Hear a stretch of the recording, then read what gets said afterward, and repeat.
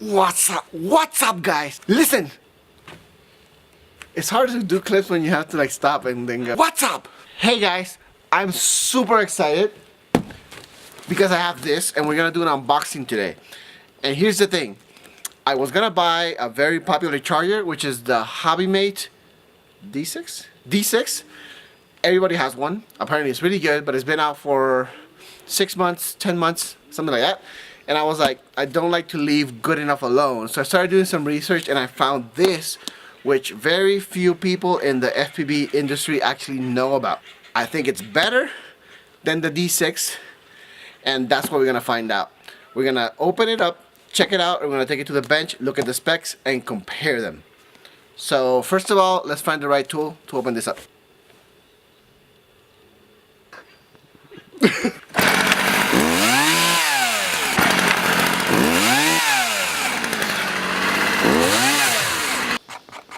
I don't want you to see the name.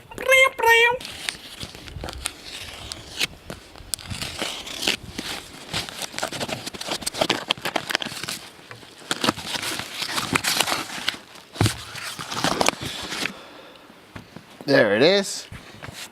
Okay, the Hobbymate D6 is kind of like the base charger, and HOTA does a version of it, basically brands it. This one, I do not see it under the Hobbymate catalog. So I don't know where HOTA is sourcing it. But I bought this from the RC car racing industry. And it is different than the regular D6. This is the D6 Plus, so it's the newest iteration. It just came out recently. It's a little bit larger, fine. It's a little bit larger than the other one, but not by much. The main thing is it has another 100 watts extra on the AC. So if you look back here, it has the Pro, the D6 Pro, it has DC input, but AC, I believe the other one is limited to 200 and it can only do partially by channel. I think 120, or I'll put the specs. But the point is this one has an extra 100 watts. It also has 2 channels with balancing. It charges batteries faster, or it can charge in parallel more batteries than the other one can. The tray is a little bit larger. It has 2 fans on this side. So I believe one goes one way, one goes the other way. So it feeds around. I'm not exactly sure yet. I would have to test it. But there is a vent in the front. It doesn't have a wheel like the other one. Some people like it, some people don't, like the Spectrum radios, because sometimes you hop over stuff. It's not very precise. This one has the standard 4-button array that most chargers do. I believe the softwares are very close to the same. I'm going to check it in the bench very soon. It has this panel on top, but it does not have the cell phone wireless charger that the other one has. I don't care about that. I don't need it. I don't use it. I have an iPhone 8 and I don't intend to update anytime soon, so I don't need the wireless charger. But the one thing I really like is the metal box. It has a full metal frame compared to the plastic box of the other one. So yeah, I'm super excited. We're gonna put it on the bench and we are going to put it through its paces and see if I made the right decision going with this over the other one. Alright, we're at the bench now. First of all, let me apologize for my voice. There's so much pollen outside that I could rake it. Well, not rake it, but I can literally sweep it off the deck, and it's just everywhere, and my highnesses are driving me crazy. So excuse my voice, but let's look at the charger now that I have it on the bench. Here I am charging 5S 2200 from AC, and I'm charging on channel 2. I charged earlier this nitro detector from Newbie Drone on channel 1. I'm basically testing it to make sure everything is good, because if it's gonna fail, it should fail now, you know, when it's new. But so far so good. So far I'm very impressed. So we're gonna break it down and so I'll give you an idea of what this charger is, what it isn't, pros and cons, how I'm gonna intend to use it, and specs, and so on and so forth. Let's start with the very key point of this charger. It is AC and DC. If you are looking for the most powerful charger, you do not want an AC charger. You want something that does DC. If you are not focused on plugging into the wall and you have a power supply, DC is the way to go. For the most part, most DC chargers will have more power. Now, in some cases you will want AC, and that's the case here. I bought this charger specifically because of the AC power. Why? I've been flying for a while now. My main charging setup is 5 years old now, and it's an iCharger 306B. It can do over 1,000 watts. It's running on a dual power supply, server power supplies that are 12 volt, put in series to give me 24 volts. It's big, it's cumbersome, but it outputs a lot of power. It's my main charging station. The thing is that oftentimes, if I go to races or I travel or whatever, I do not want to carry that thing around. Sometimes just during when I'm in the house, I never charge unattended. The batteries always have to be next to me. So if I'm watching a movie or I'm somewhere other in the house, where not in my bench, sometimes I don't find a place where I can plug that thing in and still have space to put everything, you know.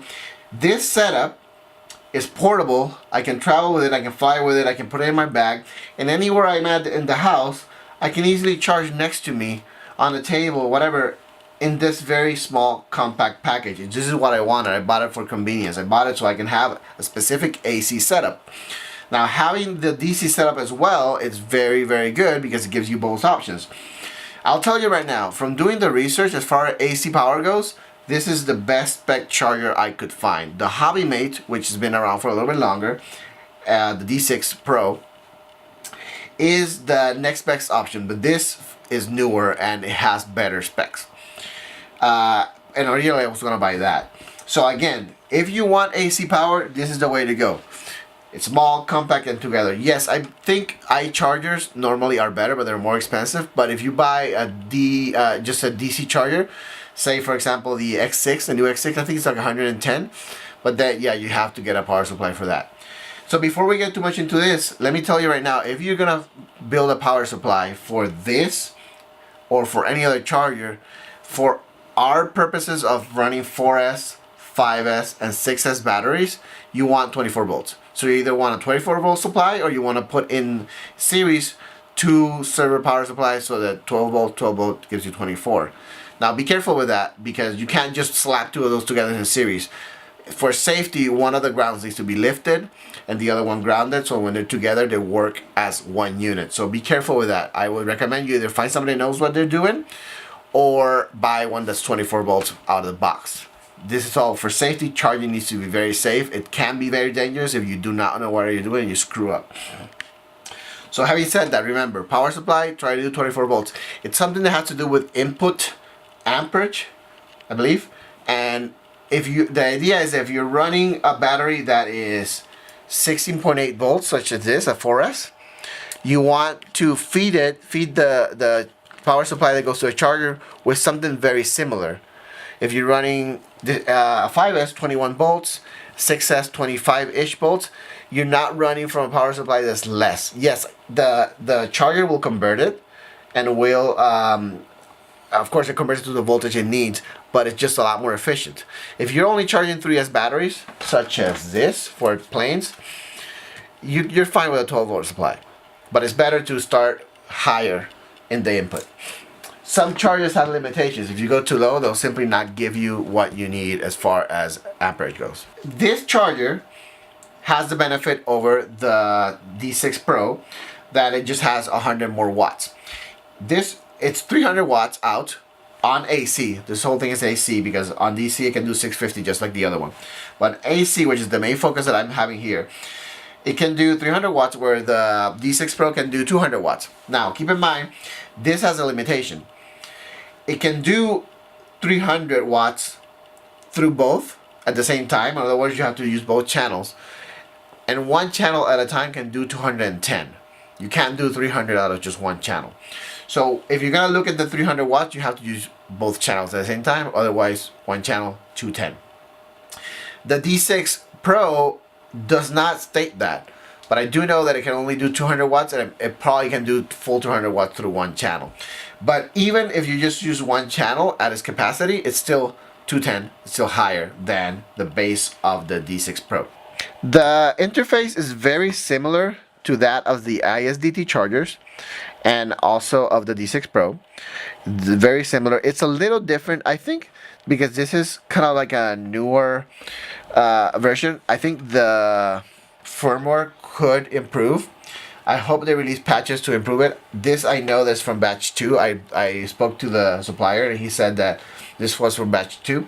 So I'm hoping that the firmware can be improved. So far it's working really well, but I do believe there's always room for improvement. It does have a jack here for updating. And then back here it has to charge your phone. And this is the DC input. If you're using it normally, it uses one fan. I haven't used this fan yet. We'll try it in a second. But when you are discharging, I believe it uses both fans because, of course, it generates heat. It is not touchscreen, even though it kind of looks like it. The other versions are not touchscreen either. It uses the standard 4-button array, but it works with this firmware. Normally, you switch channels here. Channel 1, Channel 2. And then, when you're ready to select the channel, you hit OK. And there are your options. And your options, then you just cycle through them to pick one. And let's say we're going to select a task. So we're going to charge or discharge. Extended discharge. I believe this is to feed a DC battery pack at the back. I'll explain in a second. Storage and balance. Now balance, all it does, it balances all your cells at any given voltage that you want. Normally batteries are balanced at the end of the charge cycle, but this feature is kind of cool because if you want to balance it at whatever storage voltage you want, for example, it'll balance them for you. And then the extended discharge, I want to call it. This charger can charge at a full, let's say a nominal 15 amps, but it varies, of course, depending on voltage. But let's say nominally between 14 and 16 amps. And when you want to discharge, that's 300 watts, which of course is nominal. That's best case scenario. It's actually a little bit less. But when you're going to discharge, it can do the same in reverse, but you need to feed it into a battery pack. So let's say you have a big old, not this, but let's say you have a big old 6S or a big old 5S at the back. I recommend at least 5S or 6S for feeding, not a 4-cell. You have a big battery, you can discharge into that battery. Because what happens is, that way you can discharge at a full, as much amps as you can, as the thing allows. Because when you're discharging just using the resistance, it can only do maybe 3, 4, 5 amps. I don't know how much it is, but the point is because it creates heat, and then the fans cool it. That's basically it just takes your power and turns it into heat. It can only go so much because otherwise it'll overheat. In order to use the full discharge capacity, you need to have a pack at the back in order to do that. Then for charging, let's just do an example. We'll take you can say focus here. We'll take a 4S pack and we'll do charge, and it's a LiPo. Here you can select, their LiPo, LiPo high volt, lithium iron, or you can select your own. This is kind of expert mode, so you gotta be careful. And if you select this, you're telling it what voltage it needs to do. See, and you would have to see it here. So it's up to you. If you use this, please know what you're doing. Don't burn your house down. So we're gonna go back up here. Here we're gonna use LiPo. I keep wanting to go up like if it's a touchscreen. So LiPo, and if I can select it here, but if I connect the battery, it'll know what it is. But I'm just gonna go ahead and do 4S. And okay, I normally charge at 1C, and 1C on a 1300 battery such as this is 1.3 amps. So we'll go and do 1.3. All of these batteries can normally do more, 2C or 3C, but I like the safety. I'm usually never in a hurry. I charge the day before. Okay, so then we're gonna plug in the side here, and we're gonna do channel 1 in this case. This is your ground up to 6-cell. If you have 8-cell batteries, this is not the charger for you, but if you're up to 6-cell, you're good. Plug it in. I usually like to put the balance lead first. If it had selected something else there, it would have picked it up as a 4-cell. And then I plug this guy in. Okay. And now I go to start task.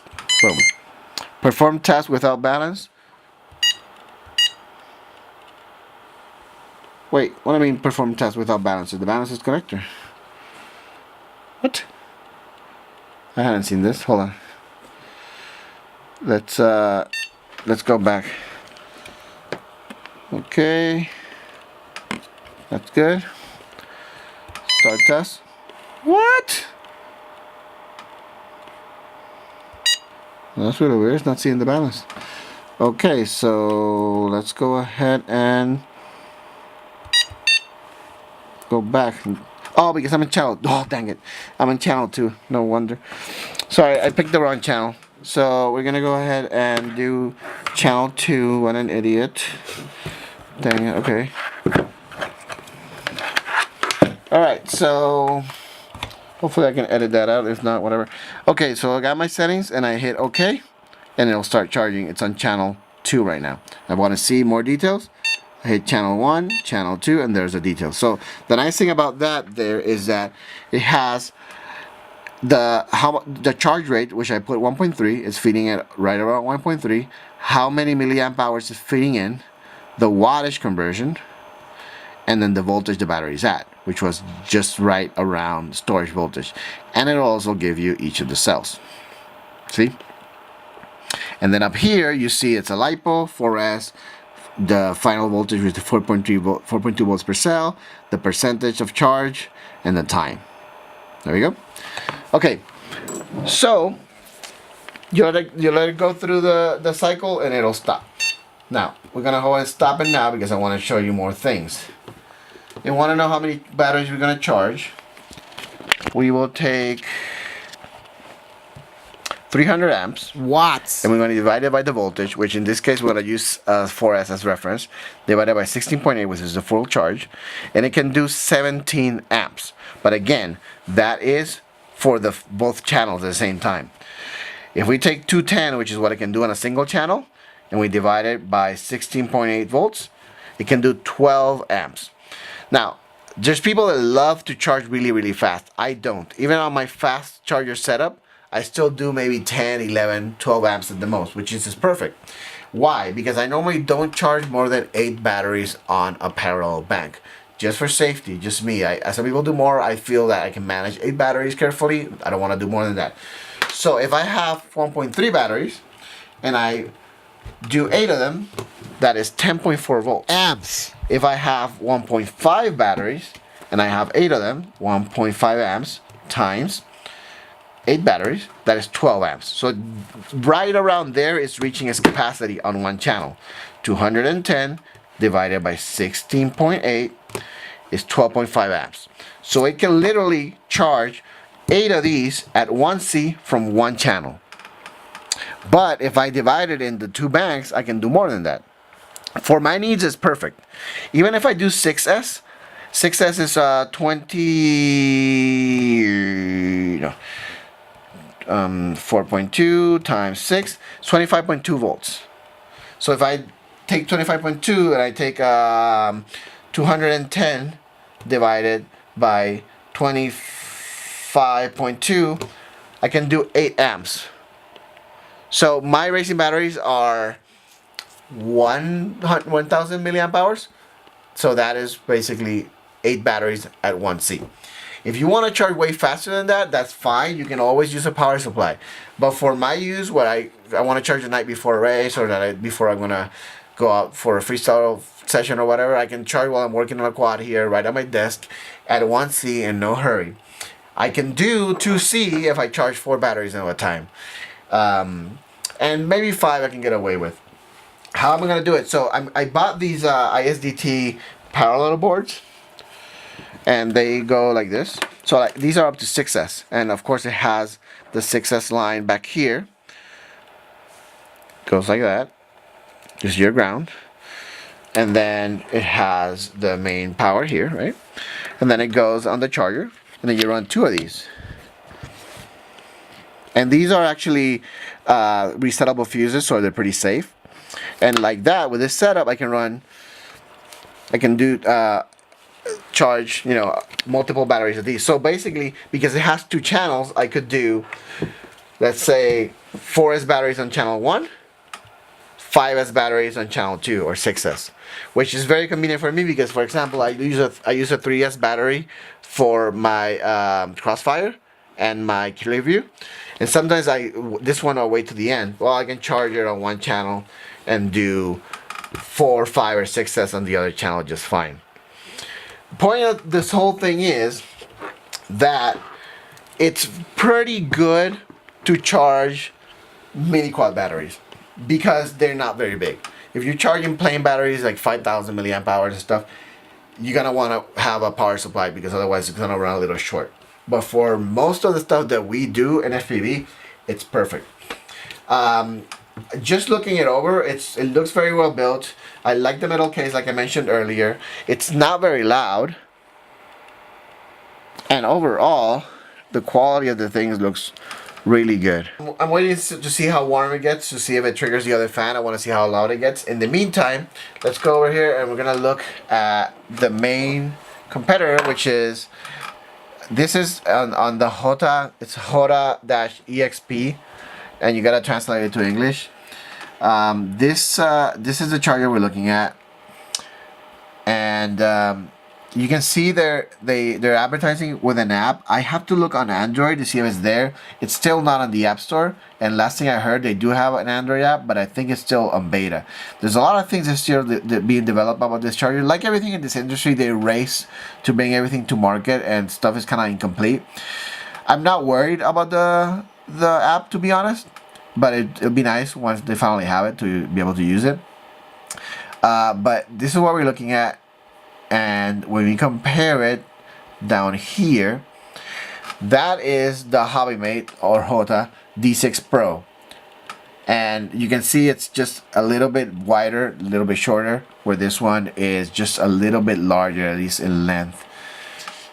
I'm gonna tell you right now that after doing a couple hours of research, I believe this is the best AC DC charger for mini quads, FPV, racing drones, pretty much. If you definitely need the smaller size, the D6 Pro would be a good option because it's definitely smaller. But if you want the little bit of extra use so you can charge batteries faster or more batteries, this one is a better option. For me, I like to be able to at least charge 8 batteries at the same time, anywhere between 1.3 to 1.5 milliamp hour, which is what I normally run. And same thing for 5S and 6S, I can. So far I'm very impressed. I like the button array. I actually like that it doesn't have the slider. The screen is slightly smaller than the D6 Pro, but it looks very well built. I like the metal case, and overall I think this is gonna be a very, very good charger. In the description, I'm gonna put a link to who I bought it from, which was SMC, which is a company that mainly focuses on RC cars. I'll put the link to them. I'll also put the link to Banggood for the people that are in other countries and prefer to buy from Banggood. And Amazon doesn't currently have it, but when they do, I'll put a link to them as well. The Amazon and Banggood links will be affiliate links, so if you want to help me out, go ahead and buy through there. The SMC, you want to go direct to them, that's fine. That's not an affiliate link, but I'll put it there because that's who I bought it from.